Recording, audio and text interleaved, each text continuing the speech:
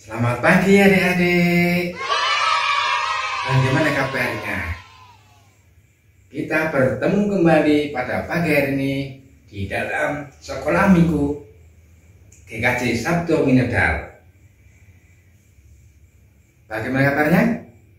Puji Tuhan, luar biasa. Nah, adik-adik, mari kita mulai sekolah minggu online pada pagi hari ini.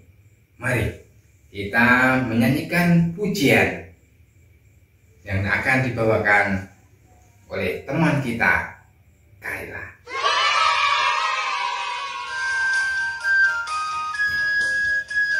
Siapa di sini anaknya Tuhan Yesus?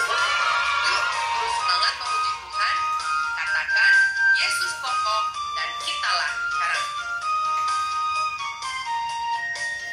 Yesus pokok dan kitalah caranya, tinggallah di dalamnya. Yesus pokok dan kitalah caranya, tinggallah di dalamnya. Yesus pokok dan kitalah caranya, tinggallah di dalamnya. Pastilah kau akan berbuah. Yesus cintaku, ku cinta kau, kau cinta dia. Yesus cintaku, ku cinta kau, kau cinta dia. Yesus pokok dan kitalah caranya, tinggallah di dalamnya. Yesus pokok dan kitalah caranya, tinggallah di dalamnya. Yesus pokok dan kitalah caranya, tinggallah di dalamnya. Pastilah kau akan berbuah. Yesus cintaku, ku cinta kau, kau cinta dia. Yesus cintaku, ku cinta kau, kau cinta dia. Yesus pokok dan kitalah caranya, tinggallah di dalamnya. Yesus pokok dan kitalah caranya, tinggallah di dalamnya. Yesus pokok dan kitalah caranya, tinggallah di dalamnya. Pastilah kau akan berbuah.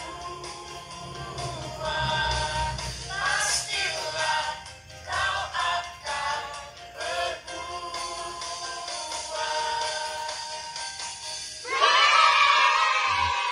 Kembali lagi adik-adik. Setelah kita memuji Tuhan, menari, memuliakan nama Tuhan, mari kita akan mendengarkan dan belajar firman Tuhan. Sebelum kita masuk di dalam hadirat-Nya, mari kita berdoa. Mari, bagaimana sikap yang baik untuk berdoa? Tangan dilipat, mata ditutup. Mari kita berdoa.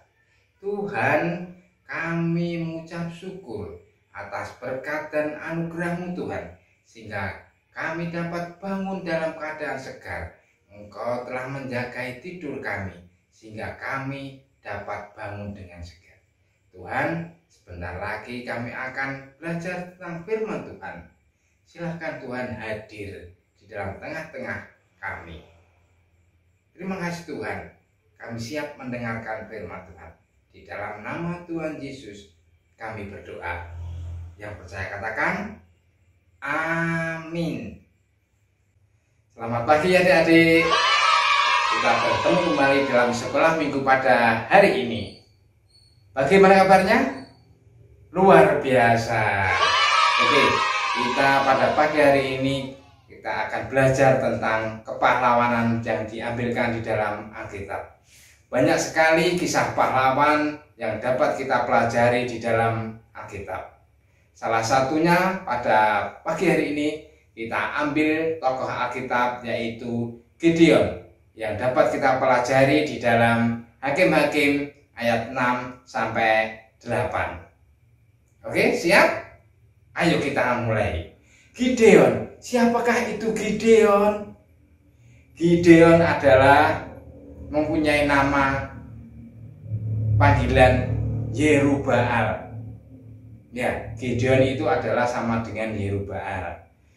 Dari mana Gideon?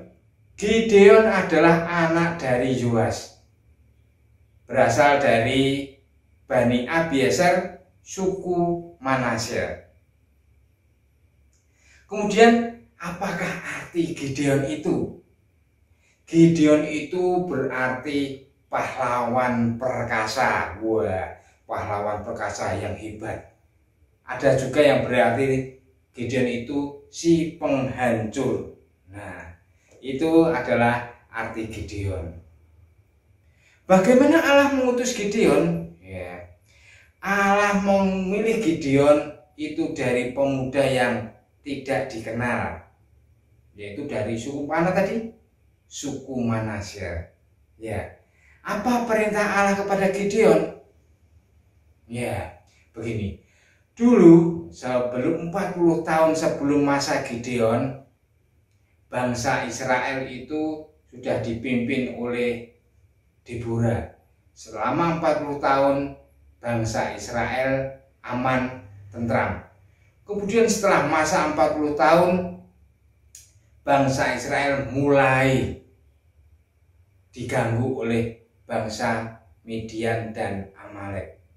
Nah, di sini tugas dari Gideon adalah membebaskan bangsa Israel dari bangsa Midian dan Amalek. Bagaimana kehidupan bangsa Midian dan Amalek? Kehidupan suku bangsa Midian dan Amalek itu penuh dosa, jauh dari ajaran Tuhan, menyembah berhala, dan banyak sekali tindakan dosa yang dilakukan oleh bangsa Midian dan Amalek. Di sini Tuhan tidak mau bahwa bangsa Israel terpengaruh dengan kebudayaan dan suku adat acara Midian dan Amalek, yaitu menyembah berhala. Maka dari itu Tuhan memilih Gideon untuk memimpin bangsa Israel dan dari serangan bangsa Midian dan Amalek. Apakah Gideon percaya bahwa dia dipilih oleh Tuhan? Ya, tentu. Siapa itu? Gideon. Gideon itu dari suku Manasye, dari keluarga biasa yang tidak terkenal. Tentu saja Gideon bimbang, ragu.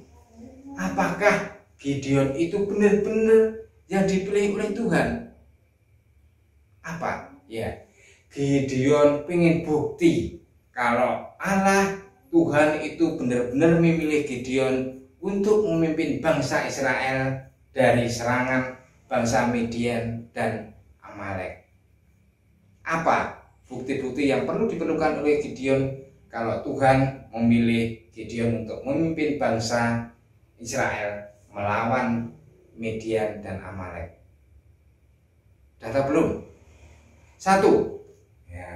Pencobaan atau tes yang dilakukan permintaan oleh Gideon kepada Tuhan, yaitu begini: Tuhan, kalau Engkau benar-benar memilih aku untuk memimpin bangsa ini, tunjukkan padaku dengan cara guntingan bulu-bulu domba ini akan ku tebar di dalam tanah ini.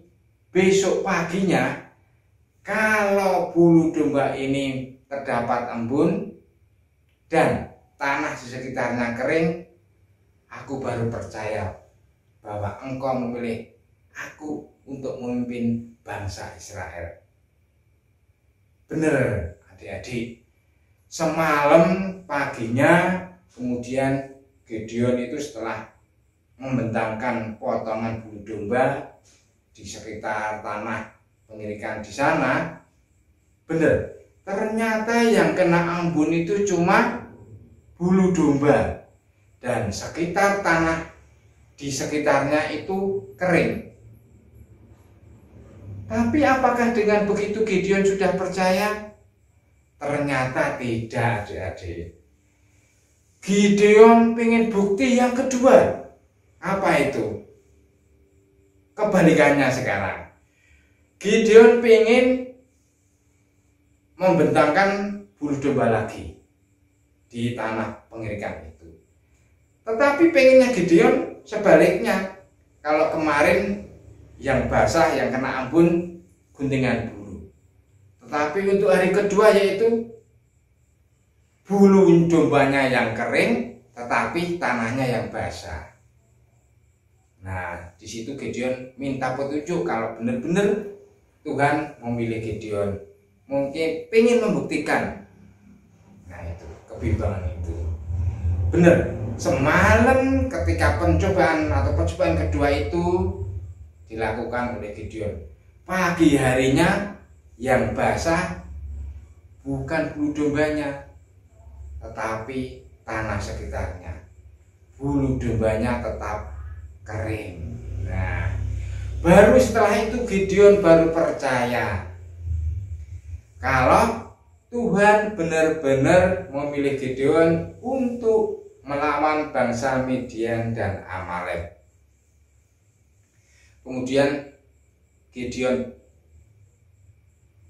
mohon kepada Tuhan, Tuhan, kiranya Engkau memilih aku, jangan Engkau memusnahkan bangsa Israel dari suku bangsa Midian dan Amalek. Tuhan, tolong selamatkan kami bangsa Israel kalau Engkau memilih aku sebagai pemimpinnya. Nah, apa yang difirmankan Tuhan kepada Gideon? Kumpulkanlah bangsa Israel untuk melawan bangsa Midian dan Amalek. Kemudian Gideon mengumpulkan bangsa Israel dari suku Aser, Zabulon, Naftali, dan Manasye. Gideon mampu mengumpulkan berapa jumlah rakyat untuk mau melawan bangsa Midian dan Amalek? 20.000. Wow, banyak sekali. Nah, di situ Tuhan melihat, kenapa engkau mengumpulkan banyak orang? Ketika engkau mengumpulkan banyak orang dan engkau menang, nah, di situ tidak akan menunjukkan kuasa Tuhan. Tentu saja dengan 20.000 orang melawan suku bangsa Midian dan Amalek, pasti dengan mudah untuk memenangkannya. Tetapi Tuhan berfirman kepada Gideon, dari 20.000, tanyai siapa yang berani dan siapa yang takut. Kemudian dipanggil lagi dari 20.000 itu 10.000, separuhnya itu kembali ke rumahnya karena takut untuk berperang. Ya. Kemudian Gideon kembali menghadap pada Tuhan. Tuhan, sudah aku siapkan 10.000 orang. Tuhan masih berkata kepada Gideon dan berkata, 10.000 untuk melawan bangsa Midian dan Amalek terlalu banyak. Pilih lagi rakyatmu, tentaramu benar-benar yang bagus menurut Tuhan. Nah, kemudian Gideon bingung, bagaimana caranya ya Tuhan ya? Gampang. Tuhan kemudian berfirman kepada Gideon, suruh rakyatmu, tentaramu dari 10.000 itu untuk minum di sungai itu. Aku akan memilih dari 10.000 itu dengan cara bagaimana mereka minum. Benar saja adik-adik. Kemudian dari 10.000 itu ada 2 cara minum rakyat dan tentara Gideon itu. Dari 10.000 itu ada yang minum air dengan langsung menjilat ke sungai. Nah, itu langsung seperti binatang yang minum itu. Itu cara minum yang pertama. Kemudian cara minum yang kedua yaitu adalah dengan berlutut, kemudian tangannya mengambil air dan baru meminumnya. Nah, dengan begitu cara minum yang kedua. Nah, Tuhan telah menyeleksi orang-orang itu, tentara itu dengan cara minum. Satu, yang tadi langsung minum dengan di sungai seperti binatang. Dan yang kedua yaitu dengan berlutut, mengambil air dengan tangan, kemudian meminumnya. Nah, dari 10.000 itu kemudian dipilihlah 300 orang yang minum dengan cara berlutut, mengambil air dengan tangan dan meminumnya. Nah, Tuhan memilih 300 orang itu untuk maju melawan bangsa Median dan Amalek. Kemudian dipimpinlah 300 orang itu oleh Gideon maju melawan bangsa Median dan Amalek. Kemudian apa yang perintah Tuhan kepada Gideon untuk melawan bangsa Median dan Amalek? Tuhan berfirman kepada Gideon, persenjatai tentaramu, rakyatmu 300 itu. Kemudian kasih bekal. Satu, apa? Trompet. Yang kedua, apa? Kendi. Yang ketiga, apa? Obor. Nah, apa adik-adik yang dibawa oleh tentara bangsa Israel untuk melawan Median dan Amalek? Ada 3. Apa aja? 1, ya, trompet. Yang kedua, obor. Yang ketiga, kendi. Nah, itu 3 alat atau senjata bangsa Israel untuk melawan bangsa Median dan Amalek yang dipimpin oleh Gideon. Nah, kemudian Tuhan berfirman lagi kepada Gideon untuk melawan bangsa Median dengan mengintainya. Tunggu sampai malam. Kemudian ketika bangsa Amalek dan Median itu sudah tertidur di kemahnya, nah, bangsa Israel yang dengan membawa senjata, terus berikut ada trompet, kendi, yang kendinya itu di dalamnya dimasukkan obor. Jadi ketika bangsa Israel malam-malam menuju perkemahan bangsa Median dan Amalek, tidak diketahui oleh bangsa Median dan Amalek.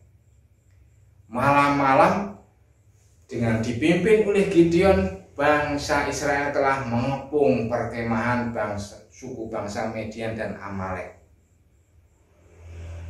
Kemudian atas perintah Tuhan, bagaimana? Ketika bangsa Israel sudah mengepung bangsa Median dan Amalek, obor yang dimasukkan di dalam kendi tadi pecahkan. Dipecah, kemudian apa yang terjadi? Pasti dari gelap karena kendinya dipecah, kemudian obornya nyala, terang benderang. Nyalakan trompet, obor terang. Nah, yang terjadi adalah bangsa Median dan Amalek terkejut, bangun. Dan apa yang terjadi? Sangat takut. Kemudian mereka lari ke sana kemari, tidak ada arah, dan kemudian saling membunuh sebagai bangsanya sendiri karena tidak tahu mana musuh dan mana lawan, karena baru tidur enak-enak bangun oleh trompet dan obor. Di situ bangsa Median dan Amalek banyak yang terbunuh. Tetapi dari kedua suku itu ada beberapa yang dapat menghindar dari serangan suku bangsa Israel oleh pimpinan Gideon. Nah, dari di situ Gideon mengejar oleh bangsa Amalek dan Midian yang berhasil itu keluar dari serangan bangsa Israel tadi. Kemudian setelah terkejar, kemudian dibunuhlah bangsa Midian dan suku Amalek yang dapat melarikan diri tadi. Nah, di situ Gideon dapat menangkap raja dari suku bangsa Midian dan Amalek tadi.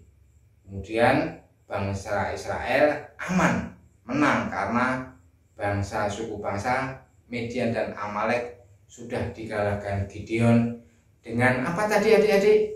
Ya, obor, kendi, dan trompet. Nah, di situ bangsa Israel kemudian aman, tidak ada gangguan dari bangsa luar. Setelah itu bangsa Israel dapat hidup aman dan dengan dipimpin oleh Gideon. Bangsa Israel mohon minta kepada Gideon untuk menjadi rajanya, tetapi Gideon menolak karena hanya dari Tuhanlah yang dapat memimpin bangsa Israel, dari pimpinan Tuhan. Begitulah adik cerita pada pagi hari ini, bagaimana kepahlawanan Gideon melawan bangsa suku Midian dan Amalek. Di situ Gideon dengan perkasa memimpin, hanya dengan 300 orang dapat melawan bangsa Midian dan Amalek. Begitu adik-adik, sekolah minggu dan cerita pada pagi hari ini, kita berdoa pada Tuhan atas firman Tuhan pada pagi hari ini. Ya, mari berdoa. Tuhan, kami bersyukur atas firman-Mu pada pagi hari ini Tuhan. Kami dapat belajar tentang kepahlawanan Gideon, hanya berandal kepada-Mu lah Tuhan. Gideon memimpin bangsa Israel melawan bangsa Midian dan Amalek. Dengan trompet, obor di dalam kendi, bangsa Israel dapat melawan bangsa Midian dan Amalek. Tuhan, kami bersyukur untuk cerita tentang kepahlawanan pada pagi hari ini. Pimpin kami Tuhan untuk selalu taat dan takut kepadamu, sehingga kami dapat melewati tantangan di dalam kehidupan kami. Terkhusus pada musim pandemi ini Tuhan, Engkau sendiri yang menyertai kami untuk melawan virus corona yang terjadi pada kami. Tuhan, terima kasih atas penyertaan-Mu sampai pada pagi ini. Di dalam nama Tuhan Yesus kami berdoa. Amin. Nah, bagaimana adik-adik setelah mendengarkan cerita tentang Gideon? Apa yang didapat adik-adik tentang kepahlawanan Gideon? Iya, Gideon taat kepada Tuhan untuk melawan bangsa Midian dan Amalek dan akhirnya menang. Mari, setelah kita mendengar firman Tuhan dan belajar tentang kepahlawanan Gideon, kita diberi kesempatan untuk menghaturkan persembahan. Mari kita haturkan persembahan dengan diiringi pujian yang dibawakan oleh Kaila.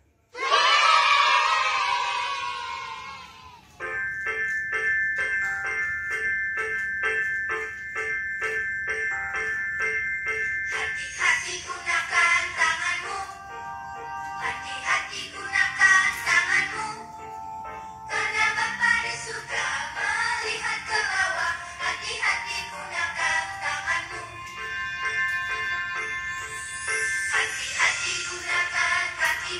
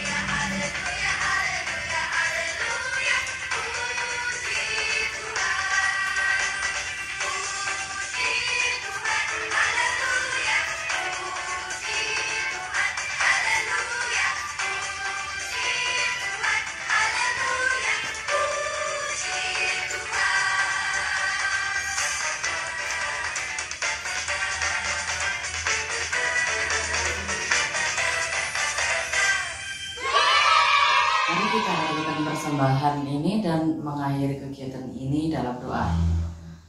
Tuhan Yesus, terima kasih Tuhan, Kau sudah memberikan berkat yang cukup bagi kami untuk hidup di dunia ini.